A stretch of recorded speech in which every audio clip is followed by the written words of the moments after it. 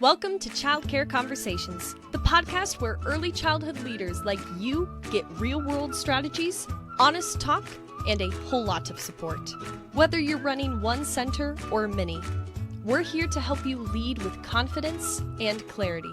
This episode is brought to you by Center IQ. If you've ever added a child to a classroom, adjusted staffing, or made a quick schedule change, and then spent the next 2 weeks fixing the ripple effects, you're not alone. Most leaders make decisions and then see what happens. Center IQ's decision intelligence lets you see what happens before you decide. Start your free trial today at centeriq.io.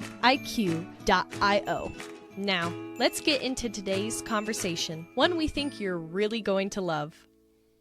Welcome back to Childcare Conversations, and today we are excited to continue to have real conversations about what you as owners and directors need, want, and how to find things that are a little bit different. So today we are bringing on Tom Melhorn from North Star School Supply.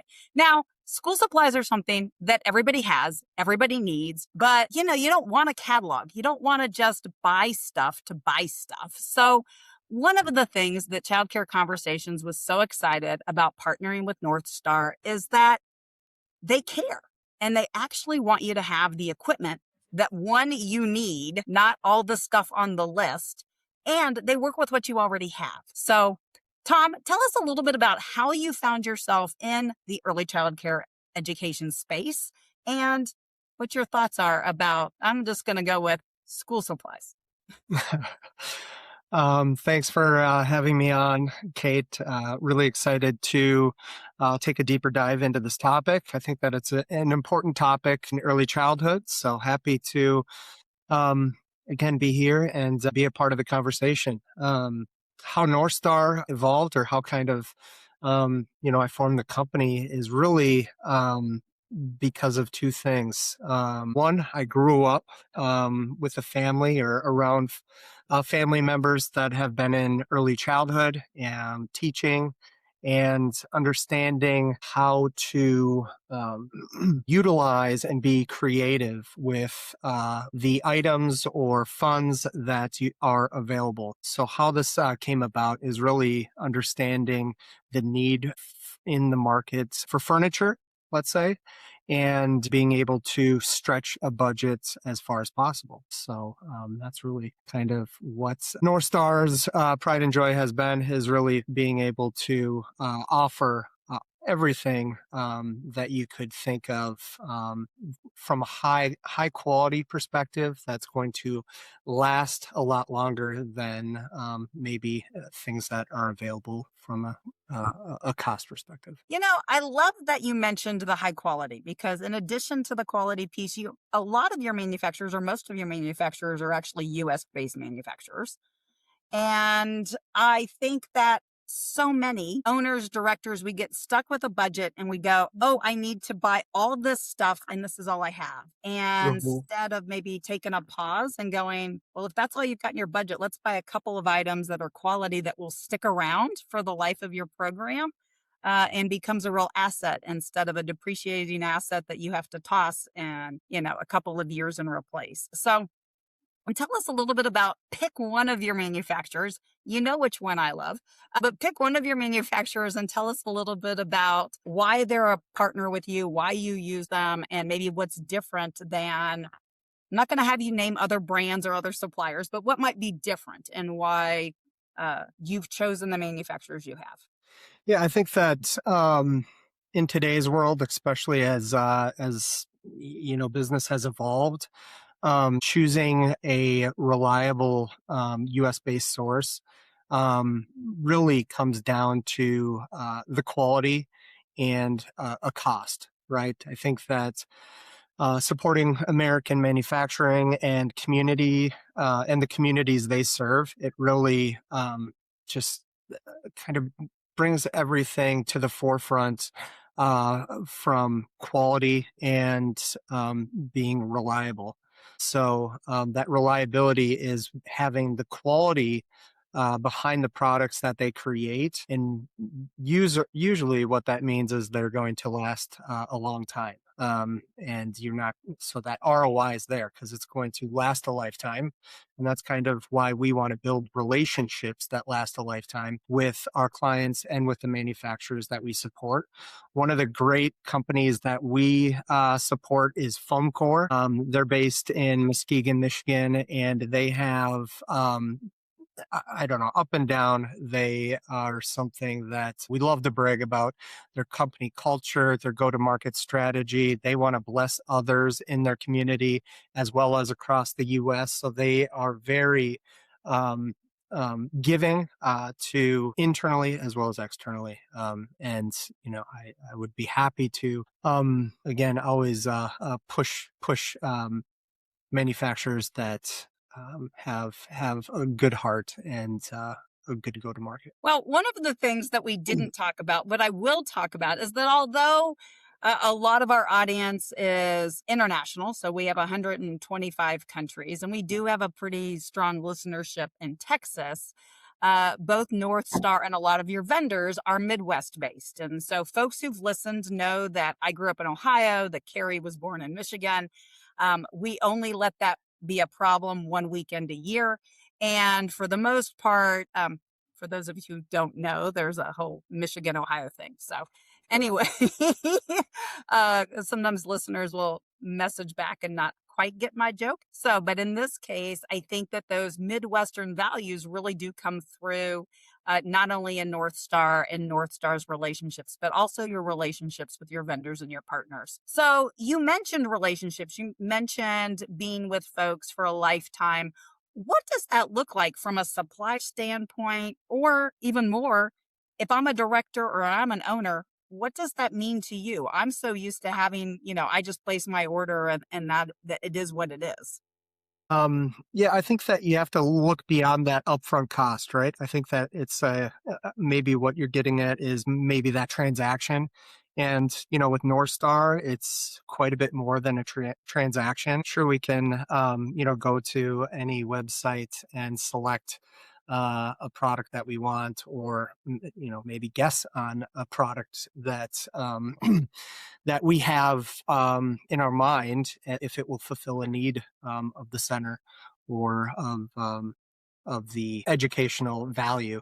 But, I think that when we think about the buyer journey, I guess we want to take more of a personal approach, right? Where we want to understand the needs, the maybe budget, and instead of, just pushing maybe a pre-built kit or pre-built catalog, I think it's taking more of a personalized approach to understand the needs, the goals, and also kind of bringing them through a buyer journey that's more personalized. So that way, the quality products that we push um, go beyond that upfront cost, as I mentioned, where you're not going to have to be repairing, the product, fixing, I guess, ordering replacements, incurring any sort of shipping delays. And, along the line, I guess, just further downstream, it just really does, increase that expenditure long term. Yeah. So we were talking, so you've got staff other than just you. So folks might get you, they might get Maria, they might get Alicia, but they're going to get somebody who stays with them from the first phone call, and somebody on your team is there all the way through, literally unboxing and setup, if that's something that the program is looking for and interested in. And that developing that relationship also means that your goal isn't to try to sell them everything at once. Am I right? Like you kind of work with what they have, both budget wise and existing materials. So what would be the first step if somebody reached out, placed a call, they saw your contact information, they said, "Hey, I heard you on the podcast." What would the next step look like? Yeah, so maybe I'll touch on quick before I jump into that is maybe our services. So when we think of that journey, really where it starts is from concept. So, whatever concept that you may have in that purchasing program, being able to bring that to life and helping, I guess, guide you. So we want to understand that. And maybe what's, what a great place to start would be, jumping on a phone call. And what we would do is perform an assessment. Okay. What do you have in place today? Do we want to follow, those same guidelines, or do we want to create a new experience? And being able to kind of guide you through then the process and how we go to market. And again, we want to provide those lasting products. That way we get to continue to talk to you. And, those projects can be big or small. So really, we take the same approach no matter what your budget is. All right. So they've grabbed a phone call, you do an assessment. Where do they go from there? Is it just like something that magically shows up? Do they hear from you? Tell me a little bit more. So some other services that we provide, one of our services would be a design service. So Maria is able to put together a classroom layout or even a full school layout. And what that looks like is a 2D, 3D rendering of every component within a classroom. It takes into considering your licensing requirements. And we really want to be able to provide you with the look and feel that you're going to receive when you're in that space. So we can utilize, existing furniture, but we use CET files. But we can input existing furniture and then kind of help provide a better understanding of what the new components in the classroom may look like. Right. So one of the things that I know, so when folks are listening to this episode, it's, we are talking right dead smack in the middle of summer camp, but every owner, every director right now is, whether they want to admit it or not, starting to think a little bit about fall enrollment. So we have programs all over the country who reach out to us, who talk to us regularly about not having enough butts in the seats. And so a lot of that comes back to, they might even get the people in the door, but they're not closing the deal. And so sometimes, we get a little blind to the fact that maybe our space needs a little bit of a freshen up. Can you guys help programs who are maybe struggling with that first impression piece? How could somebody even think about equipment when it wraps around that tour, that first impression, and really what you're telling that family? Yeah, I think that through that assessment, if it does, depending on the scope, that's something that, again, we want to build these relationships. So if it does mean, coming out and taking a look at the center to help you drive revenue in that enrollment phase, it's something that we can walk through the center and better understand maybe what small tweaks we could, or additions, let's say, we could provide value in. I think something that comes to mind as, I have a 3 and a 5-year-old, when we're going through different classrooms, is understanding what's something that could brighten up the space or split up various areas within a room.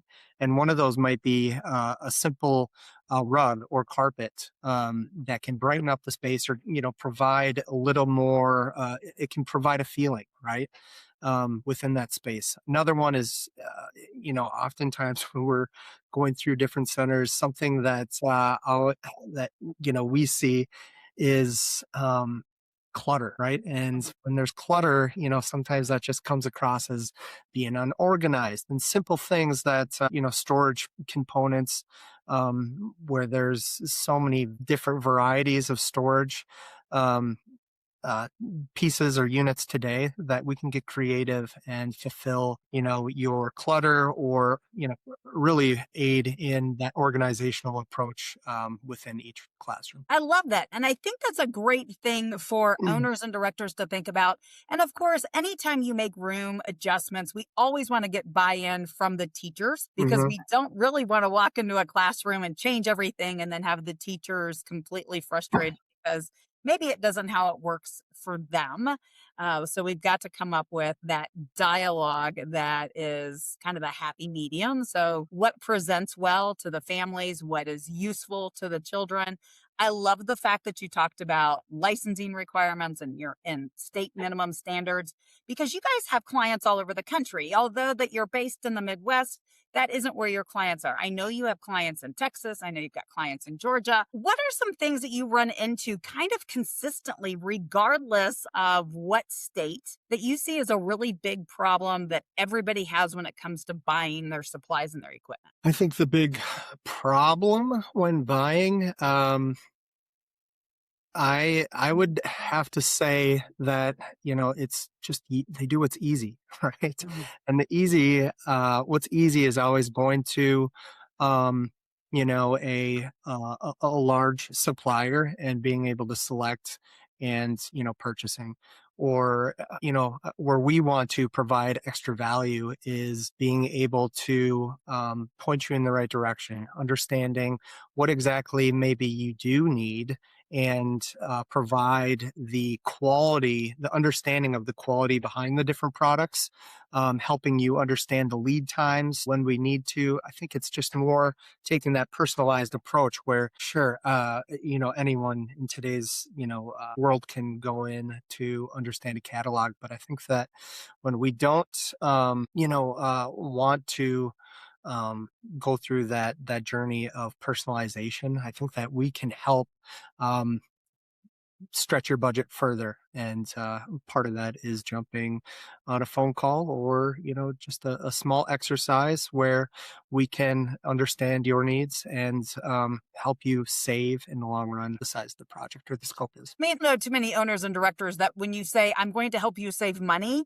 and maybe even save you time and energy, they should absolutely be, where's that number? Right. Because what I think is great is when having conversations with y'all, you're happy to work with somebody who just needs a rug. It doesn't have to be a full brand new school. It doesn't have to be a whole refresh, which are things you do.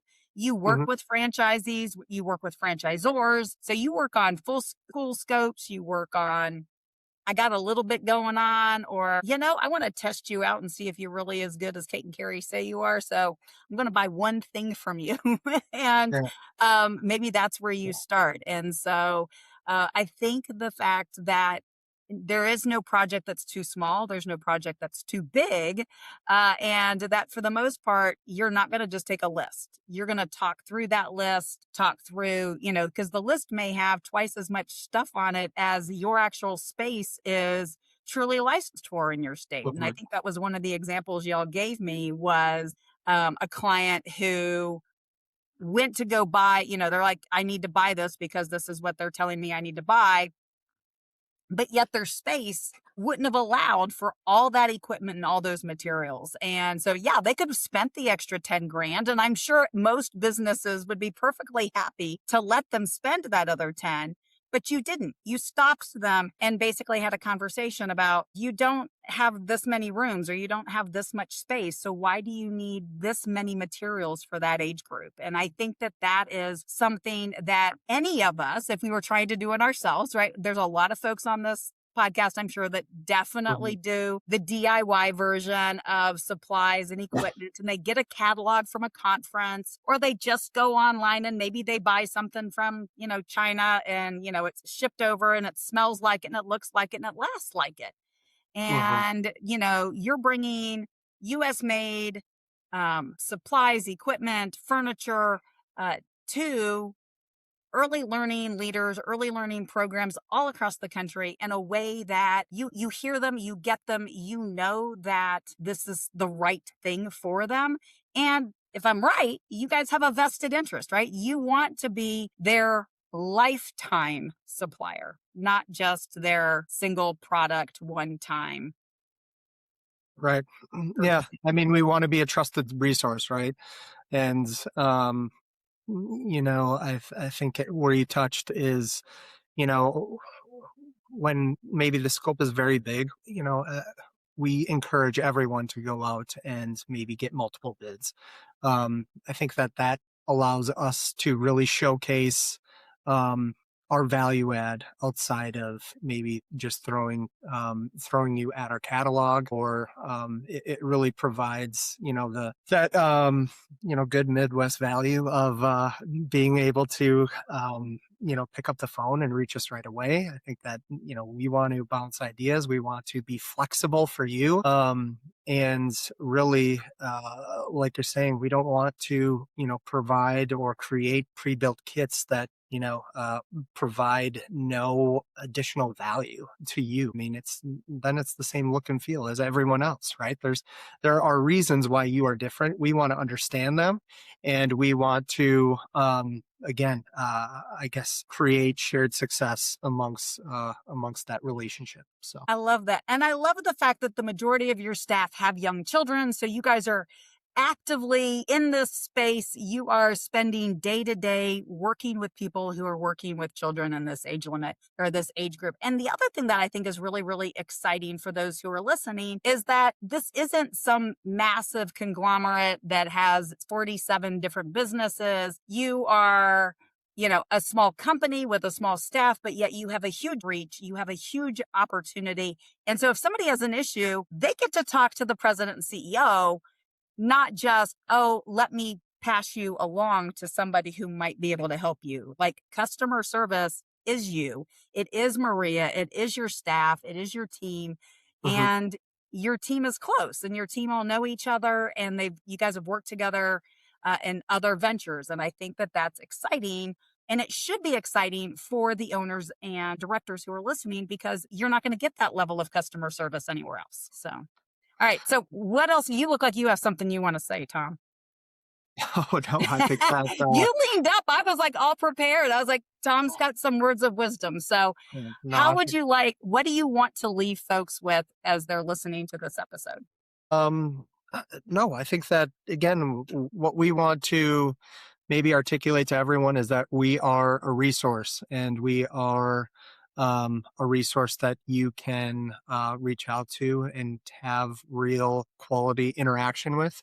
I think that, again, there's a lot of value behind the personalized touch and the personalized journey towards whatever goals that you may have. And instead of having things so I guess pushed for you to figure out, we would like to, in a sense, handhold you through the journey and provide you with, the Ritz-Carlton type of approach where you have, no matter big or small, these are high quality products that are large, price points, in a larger sense of your budget. So we want to make sure to push the higher quality products, and we want to, as a small company, help stretch your budget further. So that's really our go-to-market, and what we have, I guess, have a lot of pride doing, and have a lot of success with, the clients that we do serve today. Absolutely.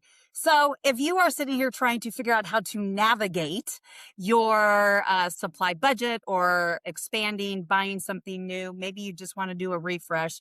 I'm going to take a little navigation play on the whole North Star thing. And so follow your North Star to a much better equipment map and an equipment experience. And so with that, make sure you go like and subscribe to Childcare Conversations on your podcast player of choice. And we will talk to you in a couple of days. Like and subscribe. Thanks for tuning in. We love bringing you real talk and fresh insight from the world of early childhood education. Be sure to follow us on social media to stay connected and catch all of the latest episodes. And if you're planning a conference, training, or special event, Kate and Carrie would love to speak to your audience. You can learn more about their keynote sessions and workshops at kateandcarrie.com. If you learned something today, share the show and leave us a review below. We'll see you next time on Childcare Conversations.